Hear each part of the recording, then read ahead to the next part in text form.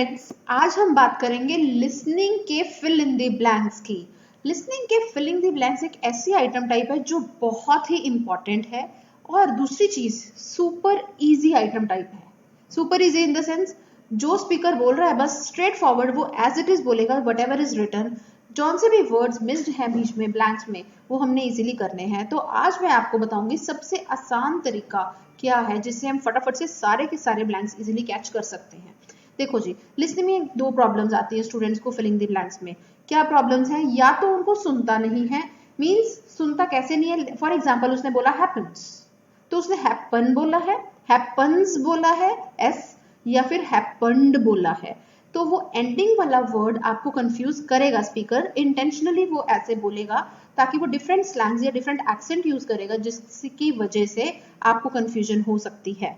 तो अभी हमने इसमें क्या करना है, we have to do two things. एक तो हमने कॉन्सेंट्रेशन बढ़ानी है अपनी। First thing is concentrate more on the ending word. जैसे वर्ड तो सुन जाता है, स्टूडेंट्स मोस्टली कहते हैं मैम वर्ड सुन जाता है हमें, लेकिन एंडिंग नहीं समझ आती कि वो एस पे एंड कर रहा है, सिंगुलर पे एंड कर रहा है, या फिर वो ईडी पे एंड कर रहा है, या फिर वो एल वाई पर एंड कर रहा है।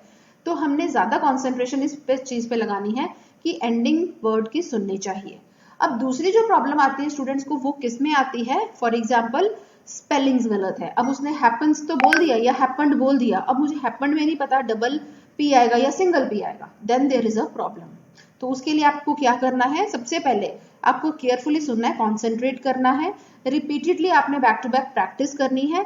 अभी मैं प्रैक्टिस ब्लैंक्स करवाऊंगी आपको अपने साथ इसी वीडियो में आगे, तो आप उसको ध्यान से करेंगे। प्लस आपने जो भी स्पेलिंग्स आपके गलत हो रहे हैं, आई वुड से यू कि आप उनको नोट टेकिंग करो, दो दो बार अपनी नोटबुक में लिखो। डेली हैबिट बनाइए कि जितने भी मेरे स्पेलिंग्स गलत है, every spelling I have to write at least twice, and every morning whenever I get up I have to read that spellings. Make a habit. Surely it will help you to improve your listening filling the blanks. I hope it helps. चलो आगे चलते हैं, अब listening की हम practice करते हैं। Let's do it together.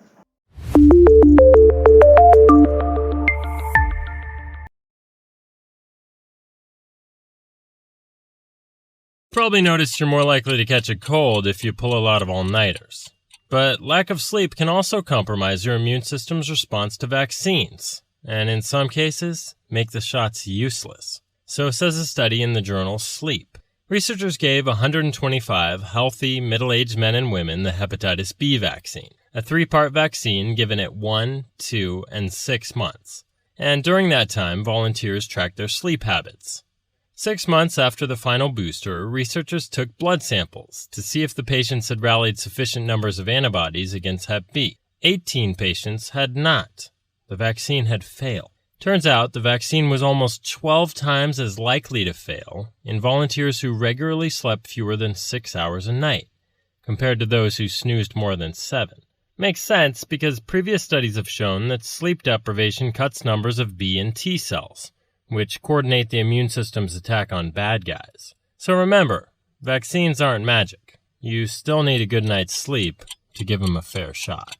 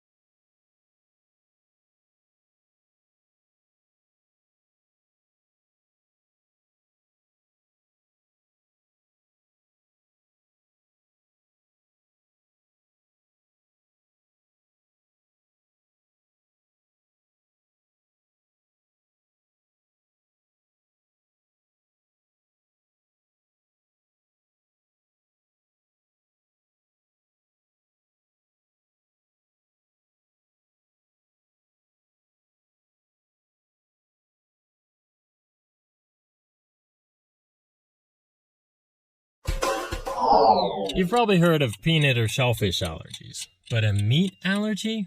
Not as common. Even weirder is what might be causing it: tick bites, according to a study in the Journal of General Internal Medicine. A few years back, folks started showing up in emergency rooms in the southeast U.S. with hives, swelling, or worse, anaphylaxis, after eating red meat. For this study, researchers looked at 3 of those cases, and they found that tick bites, specifically those of the Lone Star tick, seemed to be the cause. The bitten victim's immune system appears to become sensitized to a substance called alpha-gal. And whereas all the major food allergies are triggered by proteins, the culprit here, alpha-gal, is a carbohydrate. Alpha-gal is found in the meat and fat of hoofed mammals, like cows, sheep, or pigs. So eating a burger can expose you to alpha-gal, which activates antibodies and leads to the release of histamines. Researchers say something similar to alpha-gal in the tick's saliva may set off the immune system, which then goes after the alpha-gal in meat, and leaves a steak lover ticked off.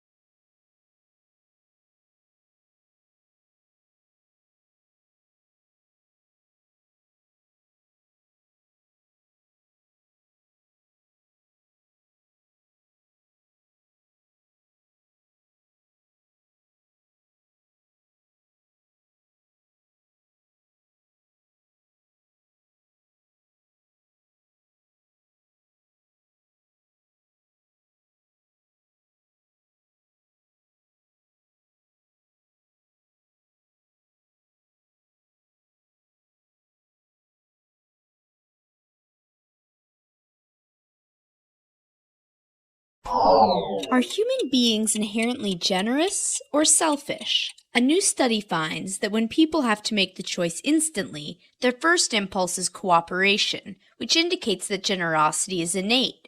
Only when they have more time to consider their choice do they behave more selfishly. The research is in the journal Nature. In the study, researchers ran several tests in which each participant in a small group received money and then had to decide how much to invest in a shared group fund. The more time people had to choose how much to donate, the less they gave. Subjects told they had to make a decision within 10 seconds, even gave more than others who were told they had to wait the same 10 seconds before deciding. Because snap decisions are based on intuition, the researchers concluded that generosity is the intuitive human response. But given time, we can reason our way to a more selfish decision. This intuitive cooperation might be either genetically hardwired or a cultural construct. Either way, next time I run a fundraiser, I'm bringing a stopwatch.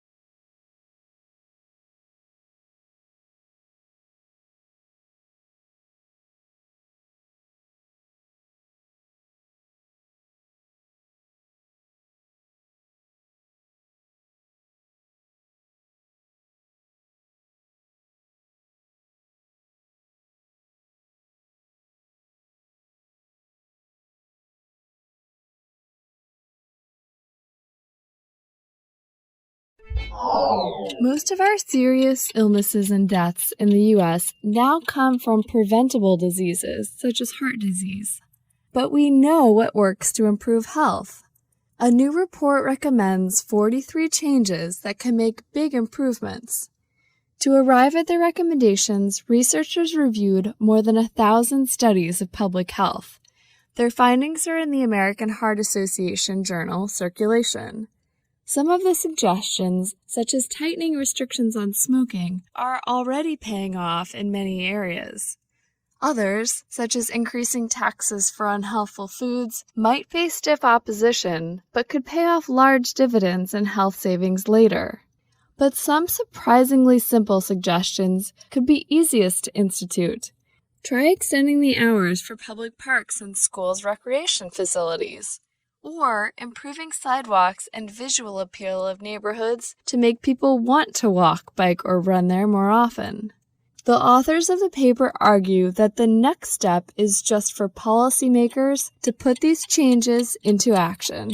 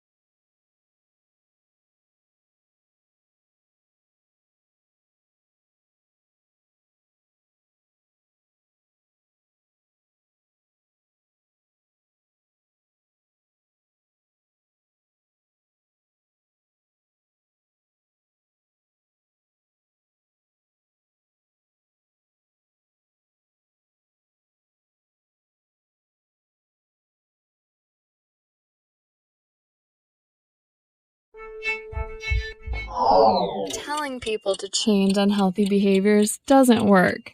Otherwise, we would all already be slim, fit non-smokers.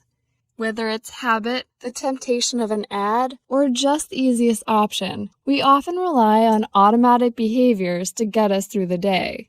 And even though we know taking the elevator, grabbing a beer, or drowning a salad in ranch dressing are not the healthiest choices, we keep making them, unless those bad choices become too inconvenient. Making bad choices harder is actually the best way to help people get healthier, argues a new essay in the journal Science. Simply programming elevator doors to close really slowly actually motivates more people to climb stairs. Limiting the places that sell tobacco cuts overall consumption.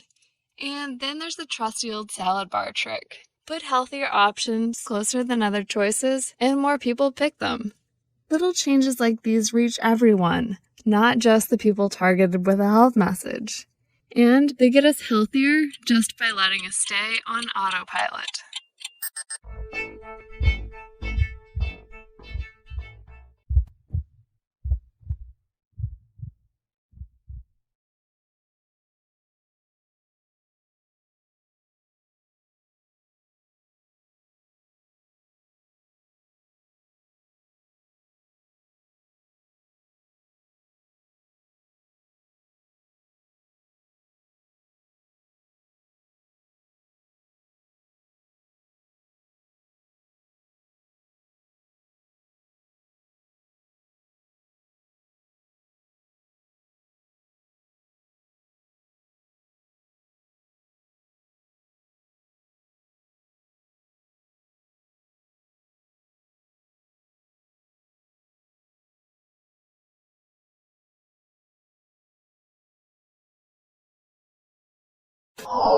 In lab tests, music and lighting can affect how much people eat.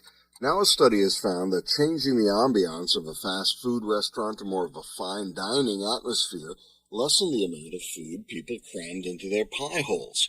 To quote the paper, softening the lighting and music led people to eat less, to rate the food as more enjoyable, and to spend just as much. That last finding means that fast food joints, which are accused of contributing to the obesity epidemic, might actually try it.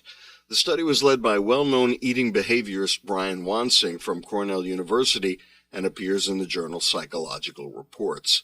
The researchers converted part of a Hardee's so that it had soft lighting and slow jazz instrumentals. The patrons were expected to possibly eat more in the relaxed section because they'd linger, maybe get dessert, but they actually averaged 18% fewer calories per meal than the folks in the rowdy section, down from an average of 949 calories to 775. The overall experience appears to have been a more satisfying meal, even if there was less of it.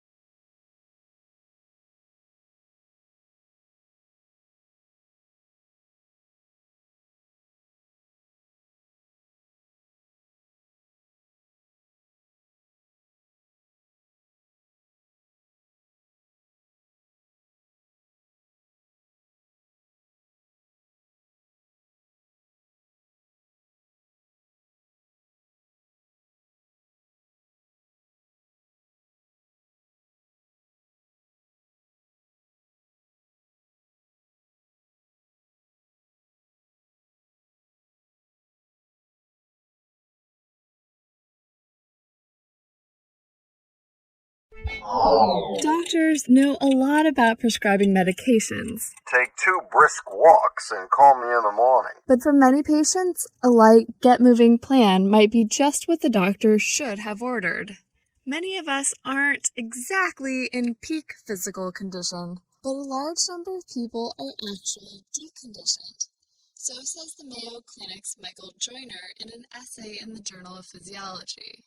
After surgery, illness, pregnancy, or extended inactivity for any reason, people might feel faint or fatigued when they try even mild exercise.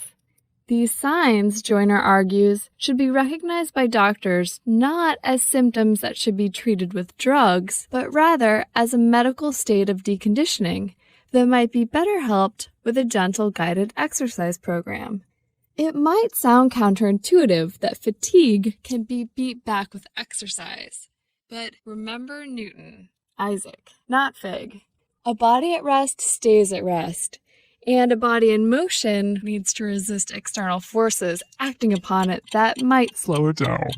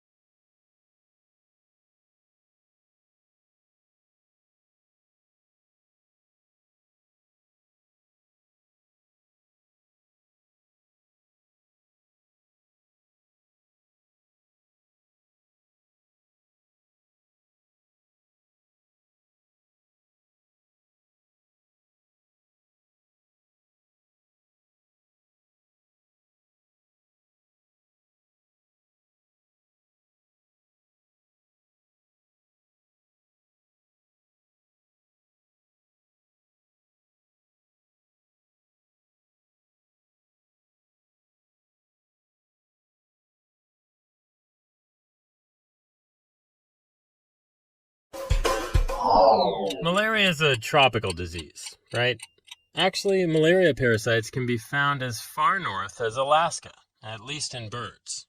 And a warming climate may push avian malaria even farther north by the end of the century, according to a study in the journal PLOS One.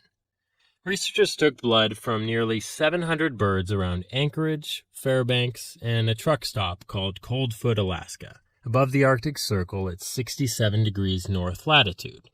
And they found the parasite in 7% of the birds at the 2 southerly sites. Some were migrants and may have picked up the disease down south, but others were hatchlings and resident birds, indicating the parasite can complete its full life cycle in the Great White North. The parasite doesn't seem to have hopped north of Fairbanks yet, but temperatures in the Arctic are rising at twice the global average, and researchers say malaria could cross into the Arctic Circle by 2080. Once it gets there, it could attack species like snowy owls, which have never been exposed to malaria and may not have resistance to the disease. Talk about a buzzkill.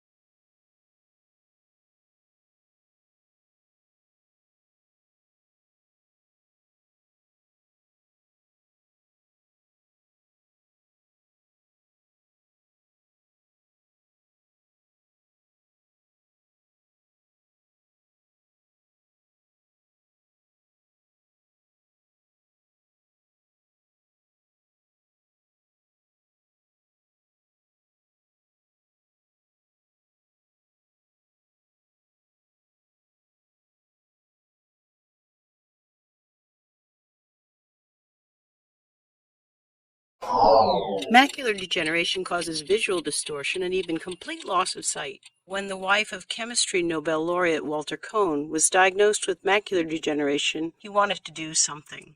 I spoke with him at the recent Lindau Nobel laureate meeting in Germany. We are developing a corrective device, including interaction with the patient who is following a certain routine and who tells us his perceptions that arise. A macular degeneration patient looks at a completely regular grid on a computer screen. But because of the condition, the grid will appear distorted. The patient uses a mouse to adjust the grid to appear normal. We receive from the patient an edited piece of graph paper. And from the way the patient edits it, we can tell what the distortions are that he perceives, and from these we can then develop devices that correct these distortions.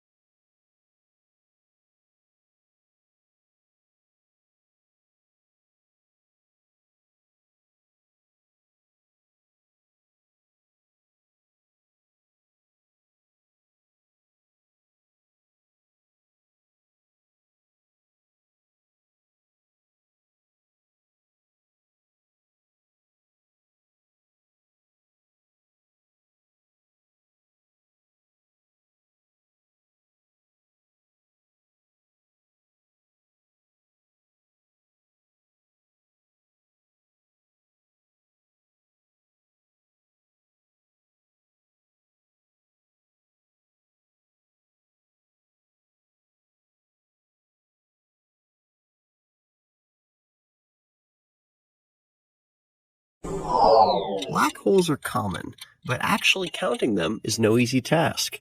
Even the brightest can be hard to see.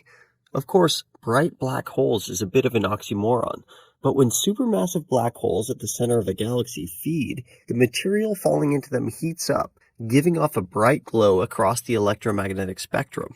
Infrared light in particular is good to look for when black hole hunting.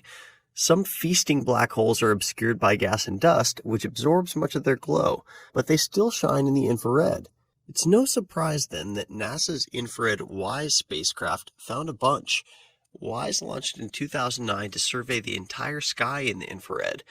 Now researchers have used WISE data to count the luminous black holes in a well-known corner of the sky called the cosmos field. In just that tiny region, WISE found about 130 glowing black holes, or active galactic nuclei. The study will appear in the Astrophysical Journal. Extrapolating from this small area, at least 2 million active black holes dot the sky, confirming that these extreme astrophysical objects are common indeed.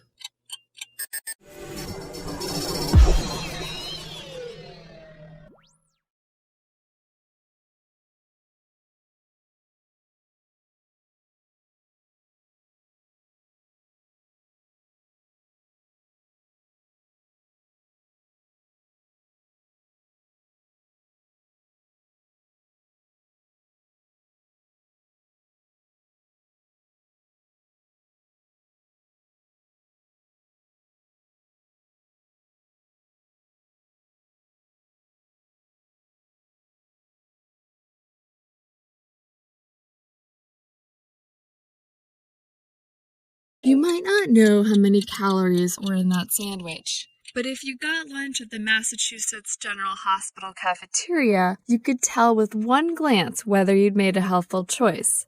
Offerings are color-coded. Simply posting calories does not always get consumers to make healthier choices. So, researchers tried something different. Mass General's cafeteria food and beverage options were classified as least, somewhat, or most healthful with red, yellow, or green labels. Green is healthiest. Researchers then tracked some 4,600 employees. About 6 months after the changes were made, the purchases of red label foods decreased by more than 15%, and red beverages dropped by 39%. Green food and drink purchases increased, according to the study in the American Journal of Preventive Medicine. Making healthy food choices easier could especially help the poor and undereducated, the very populations most affected by the obesity epidemic. Mass General employees from these groups made the biggest improvements.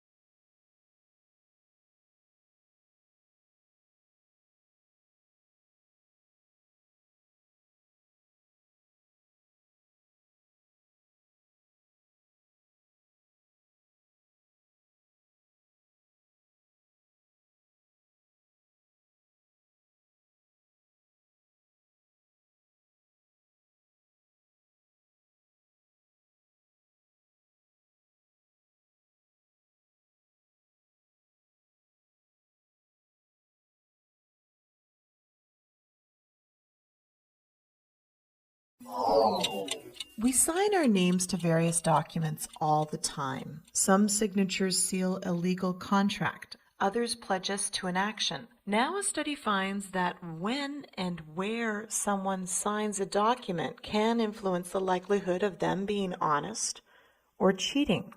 Scientists had people sign more than 1,300 auto insurance forms. One group signed at the top of the form, the other at the bottom. And those who signed at the top admitted to nearly 2,500 more miles of usage than those who signed at the bottom, which translated into about a $48 difference in annual premiums. According to the researchers, because the top signers put their names on the document before they were even tempted to fabricate information, they are less likely to act dishonestly. The study is in the Proceedings of the National Academy of Sciences. Many people routinely deceive themselves to rationalize dishonest behavior.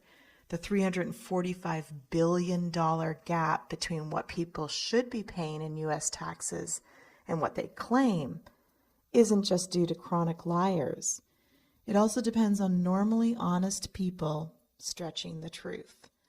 Perhaps having taxpayers sign their forms before filling them out would cut down on that stretching.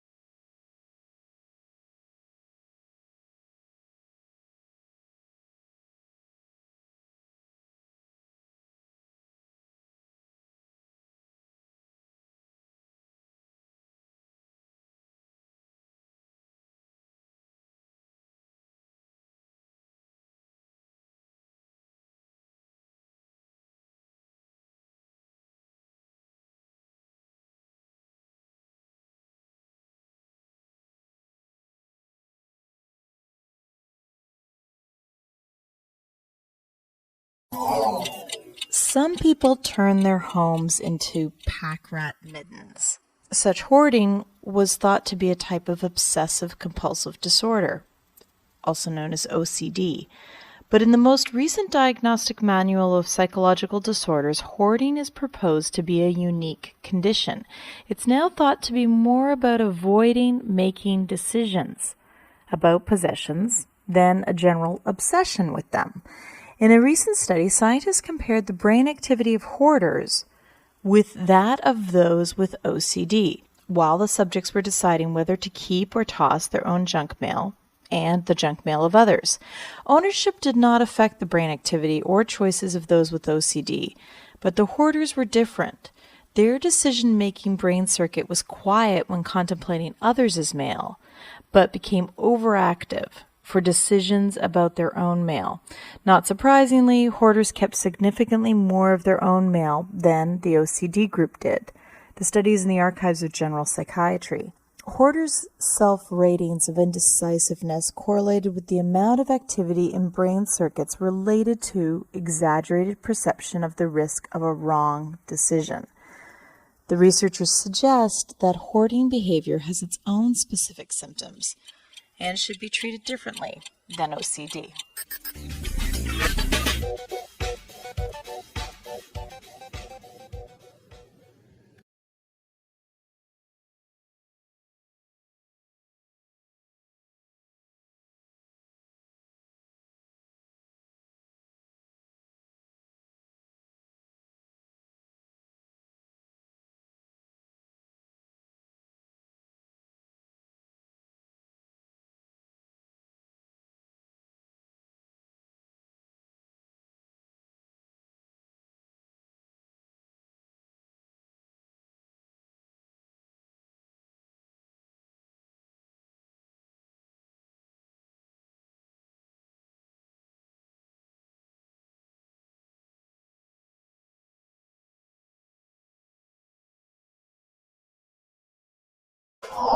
Secret identities aren't just for superheroes anymore. Researchers have found that a protein present in everything from amoebas to people is living a double life. Once it binds to DNA, the protein, called RFAH, rips apart and then refolds into a different shape to do a different job. RFAH is a transcription protein. Attached to or freed from a stretch of DNA, it determines if a gene is expressed or not. But once the protein has carried out its task, its helical structure unravels. Within seconds, it refolds into a barrel structure, which has a new role, this time in translation, where it helps the cell produce amino acids for new proteins. The study is in the journal Cell. The next step is to find out if the barrel can refold into the helix. After that, researchers want to see if proteins similar to RFAH, which are present in all life on Earth, are capable of comparable molecular contortion, which would mean a lot more bang for our protein buck.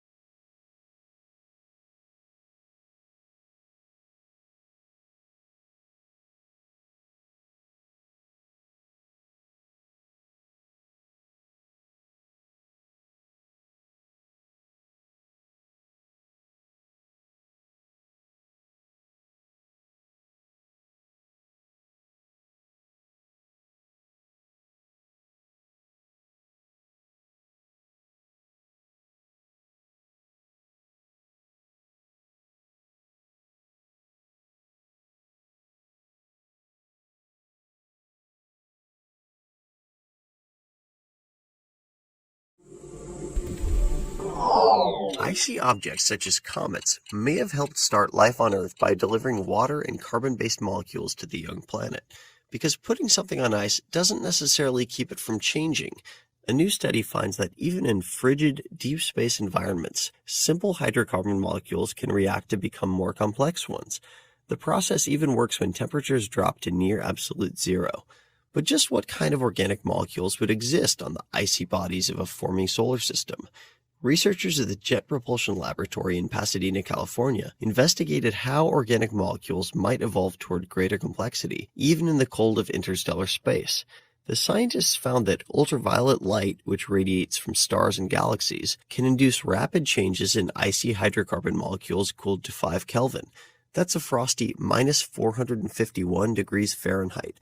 The chemical reactions resulted in molecules of more complexity, which is the right direction to go if you want to eventually make amino acids and biological molecules.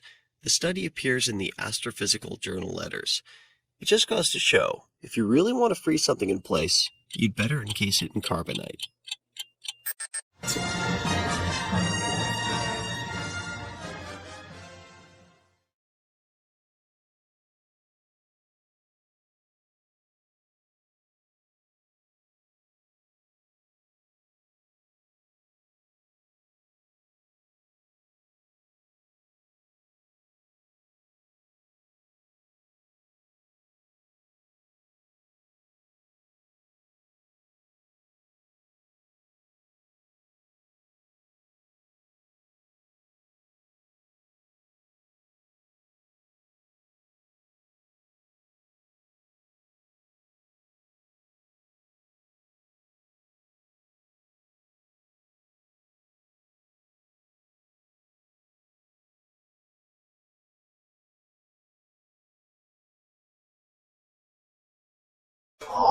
Sweet potatoes contain fiber, vitamin A, and calcium. But the way that scientists think they can make them even more healthful is literally shocking.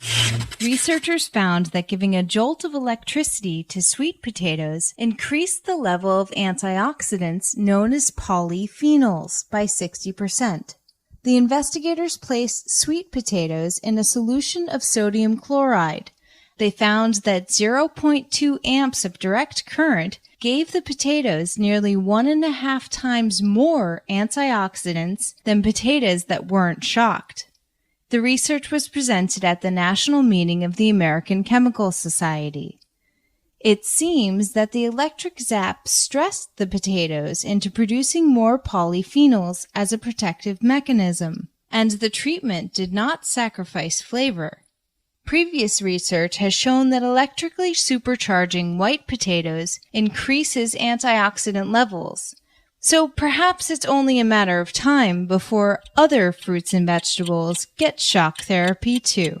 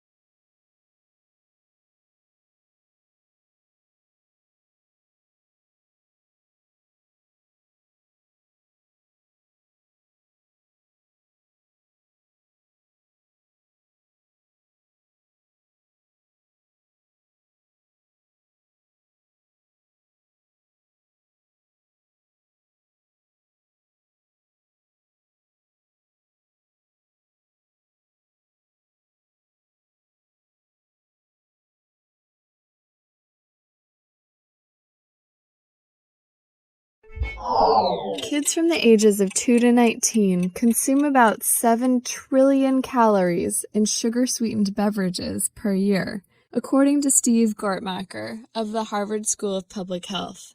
He spoke at the Obesity Society annual scientific meeting in San Antonio on September 23rd. 7 trillion is a lot of calories in sugar-sweetened beverages. At, for example, 50 cents per can, it's about $24 billion a year. All those dollars in sugary calories are stoking the childhood obesity epidemic. Currently in the U.S., about 17% of children and adolescents are obese. That's more than 12.5 million kids. And new research in the British Medical Journal suggests that obese children will have much higher risk factors for cardiovascular disease as adults. Even as kids, their hearts are changing shape to look like those of adults at risk for heart disease. But the good news is that simply cutting out about 64 calories a day from kids' diets could start to level out the steep rise in childhood obesity. That's equivalent to less than half a can of most non-diet sodas.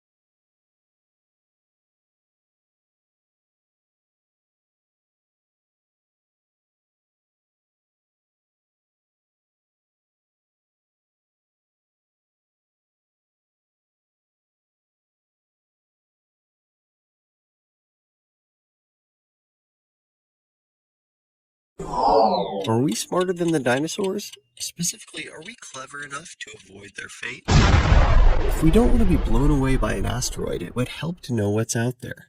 That's the idea behind the Sentinel mission. Sentinel is an infrared space telescope designed to spot near-Earth asteroids, but it won't be near Earth. It will launch in 2017 or 18 and adopt a Venus-like orbit around the Sun. From there, it will search space for any asteroids that might come dangerously close to Earth. It could double the known count of near-Earth asteroids in a matter of weeks. With enough warning, we'd have a chance to deflect an inbound asteroid. Sentinel's the brainchild of the B612 Foundation. B612 was the asteroid home of literature's Little Prince. The group announced their plans for Sentinel on June 28th. But those plans depend on funding. The B612 Foundation is a non-profit that aims to finance Sentinel through philanthropy. Former NASA astronaut Ed Lieu heads the foundation. He says Sentinel needs a few $100 million to get off the ground. That's a lot of cash, but the B612 Foundation might make it. After all, when it comes to fundraising, humans leave the dinosaurs in the dust.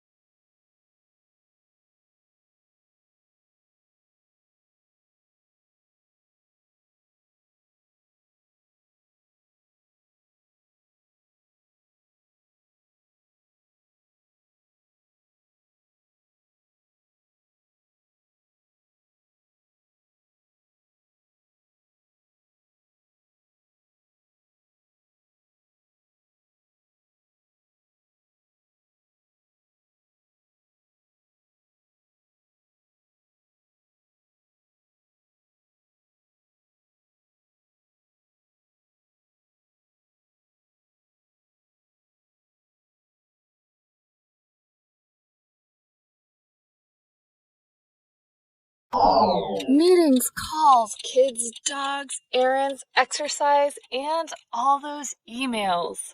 Who doesn't feel starved for time these days? But a new study suggests that you can feel like you have more time by donating some to others. The research is in the journal Psychological Science. There really are only 24 hours in a day, 7 or 8 of which are ideally spent sleeping. And a time commitment does take time. But researchers found that if people felt like they had done something for others, their perception was that they had gotten more done than the people who killed time, spent time on themselves, or got unexpected free time. And that made them feel like they had more time overall. You don't even have to spend your whole Sunday volunteering. The helping tasks in the study took only about 5 to 15 minutes. They included things like editing a student's essay or writing a note to a sick child. Time donators also felt like they could do more with their time, making them even more willing to give time in the future.